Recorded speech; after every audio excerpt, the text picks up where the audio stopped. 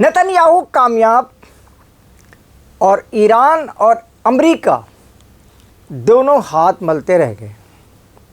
ये कैसे हुआ आपको बताता हूँ।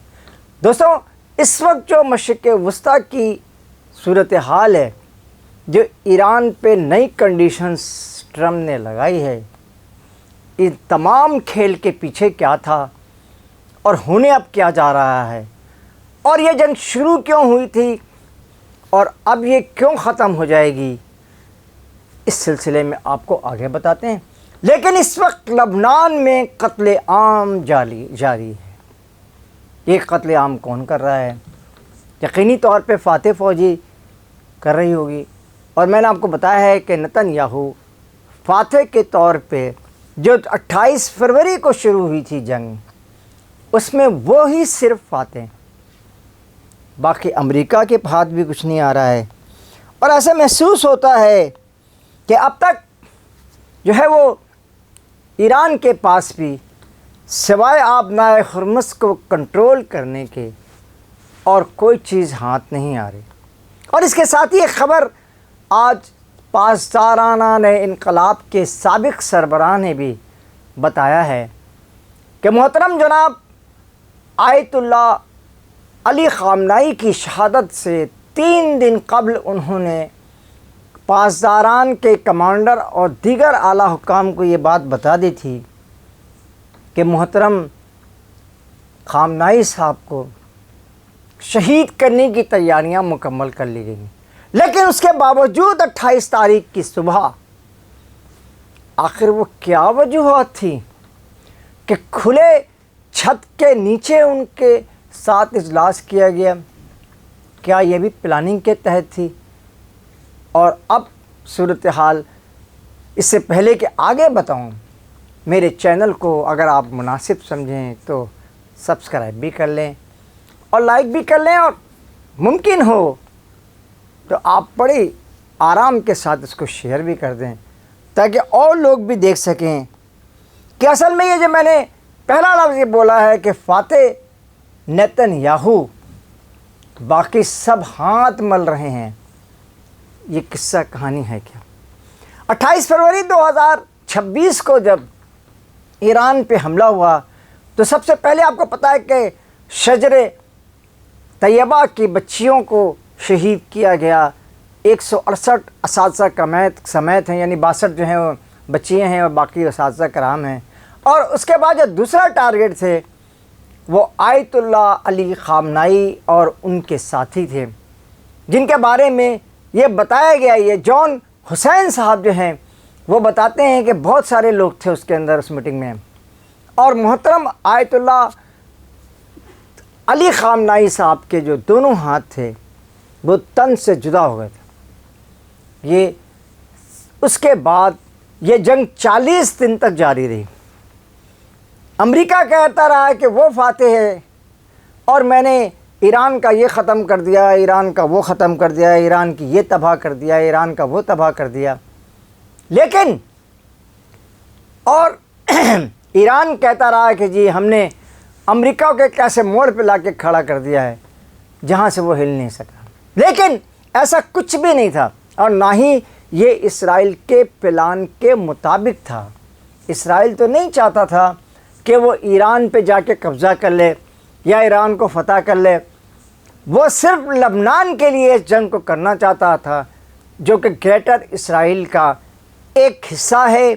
और आज रात को ये ख़बर आई है कि इस वक्त तकरीबन पूरे लबनान पे हर मुकाम पर जो है वो इसराइल को फ़तह हासिल हो रही है, और हज़्बुल्लाह को मुकम्मल तौर पे इसराइल ने पीछे ढकेल दिया है।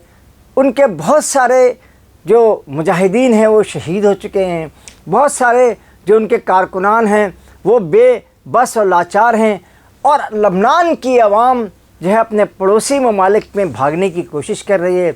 लेकिन पड़ोसी ममालिक तो आपको पता है सब इस्लामी ममालिक हैं और वो किसी मुसलमान को अपने मुल्क में दाखिल नहीं होने देते।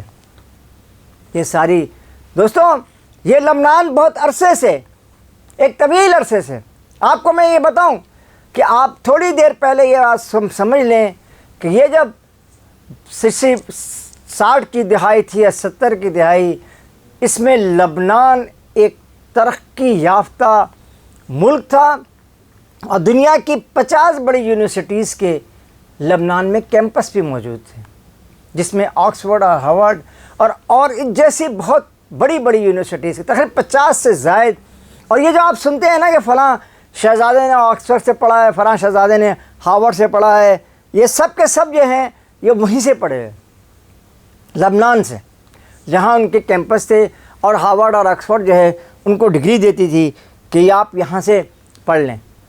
دوستو یہ ساری کہانی لبنان ایک وقت تھا کہ جب ایک بہت ہی خوبصورت بیروت، خاص طور پہ بیروت کی راتیں، بیروت کی کلابس، بیروت کی باتیں اور بیروت کے میں رات نہیں ہوتی، یہ ساری سٹوریز جو ہے یہ آپ جو ہے ریگل چوک پہ جو آپ کے سٹالز ہیں یہاں یہ ساری کہانیاں ملا کرتی تھیں. لیکن اب آج کل سے یہ سب خبر آ رہی ہے، یعنی اتوار کے ہفتہ اور اتوار کے دن وہاں کے ایک بہت بڑی قلعے پر جو ہے ایک اس کے اوپر جو ہے اسرائیل نے قبضہ کر لیا ہے. 82 میں اس نے قبضہ کیا تھا، پھر 90 میں وہ قبضہ چھڑا دیا گیا تھا 18 سال کے بعد، پھر اس پہ قبضہ کر لیا ہے. اور اب جا کر کے دوبارہ 90 کے بعد اب جو یہ 26 سال کے بعد دوبارہ جو ہے یعنی 100 اور 26 سال یہ اور 10 سال پچھلے، اس کے پورے 36 سال کے بعد انہوں نے اس پر قبضہ کر لیا. اس کی پوزیشن کیا ہے اس قلعے کی جس پہ اسرائیل نے قبضہ کیا ہے؟ یہ لبنان کے ٹاپ ایریا ہے، یعنی پہاڑی کے اوپر بنا ہوا ہے، اور اس پہ قبضے کا مطلب پورا لبنان جو ہے وہ صرف اور صرف اسرائیل کی ایک گولی کی مار ہے. وہاں سے وہ جس مقام پہ چاہے بمباری کرے، جس مقام پہ چاہے گولہ بارود پھینکے، بڑی آسانی سے وہ ان علاقوں پہ قبضہ کر رہا ہے جس کو گریٹر اسرائیل کہا جاتا ہے. گریٹر اسرائیل کے جو ممالک ہیں اس میں لبنان پہ قبضہ سب سے پہلے ضروری تھا. آپ کو پتہ ہے فلسطین تو اب ہے بھی نہیں، غزہ میں بھی تقریباً لوگ کہتے ہیں کہ 60% ہے، لیکن باقی جو 40% ہے کیا اس پہ حماس کا مکمل قبضہ ہے، یا وہاں پر بھی کسی نہ کسی موڑ پہ، کسی نہ کسی چوراہے پہ یہ ساری کی ساری اسرائیل نے قبضہ کیا ہے. اور اسرائیل اس جنگ کا صرف یہی ایک کارن چاہتا تھا کہ ان چیزوں کو فتح کر لیا جائے. اس کے بعد وہ ظاہر ہے وہ 40-45 یعنی 48 سے اب تک اس نے صرف غزہ کو اور ارد گرد کے مصر کے علاقوں کو اور گولان کی پہاڑیوں پہ آہستہ آہستہ آہستہ آہستہ 67 کی جنگ اور 65 کی جنگ، اس کے بعد وہ مسلسل کچھ ایسے ہی چھیڑ چھاڑ بغیر جنگ کے وہ قبضے کرتا چلا گیا. اور اب یہ اطلاعات آ رہی ہیں اس وقت کہ لبنان پہ مکمل اسرائیل کا قبضہ ہو چکا ہے. تو اس سے پوری جنگ میں جو تقریباً 10 اپریل سے یا 8 اپریل سے جو اس میں مذاکرات کی دوڑ مچ لگی ہوئی ہے کہ اس میں کوئی مذاکرات ہو رہے ہیں، تو ان مذاکرات کا جو محور و مرکز تھا، جو امریکہ سے اور ایران کے درمیان جو مذاکرات جاری تھے، ان کا جو محور و مرکز ہے، اس پورے محور و مرکز میں صرف ایک ہی بات تھی کہ اسرائیل لبنان پہ مارے جا رہا تھا، اسرائیل لبنان پہ سے حزب اللہ کو ہٹا رہا تھا، حزب اللہ کو شکست دینے کی کوشش کر رہا تھا، اور وہ کسی حد تک اب اس میں مکمل کامیاب ہو چکا ہے. لبنان کے بیشتر علاقوں پہ، غزہ کے بہت سارے علاقوں پہ اس وقت اسرائیل قابض ہے. اور یہ کہنا کہ جی ہم یہ کر لیں گے، ہم وہ کر لیں گے، ایسا کچھ بھی نہیں ہے. اس وقت ساری جو صورتحال ہے وہ نتن یاہو کے کنٹرول میں ہے. اور یہ امریکہ یہ بات سمجھ لیں کہ امریکہ جو اب 14 نکات دیے ہیں ان میں سے ایران کے لیے ایک بھی قابل قبول نہیں، یعنی ایک شرط بھی ایسی نہیں ہے جس میں اس نے یہ کہا ہے کہ یونیم ہمارے حوالے کی جائے. وہ لبنان پہ جو فتح حاصل کرنا چاہتا تھا امریکہ اس کے لیے ٹائم گین کر رہا تھا، اور اب اس نے ٹائم گین کر لیا. لہذا اس پوری جو 28 فروری کو جو جنگ شروع ہوئی تھی اس کے فاتح صرف نتن یاہو ہیں، نہ امریکہ ٹرمپ ہیں، نہ ہی آیت اللہ علی خامنائی جو شہید کر دیے گئے وہ اور جو ان کے ساتھی ہیں وہ سب کے سب ہاتھ باندھے ہاتھ ملتے رہ جائیں گے اور رہ گئے ہیں. اور اس وقت صرف اور صرف نیتن یاہو جو اپنی پالیسی کے مطابق، اپنے فریم ورک کے مطابق، اپنی فتوحات کے مطابق آہستہ آہستہ آگے بڑھا ہے، اور اس نے تمام لوگوں کو بے بس و لاچار کر دیا. اس لیے اور تمام عرب ممالک تو آپ کو پتہ ہے ویسے ٹک ٹک دیدم اور نہ کشیدم. اس کے ساتھ ہی قاضی جاوید آپ سے اجازت چاہتا ہے.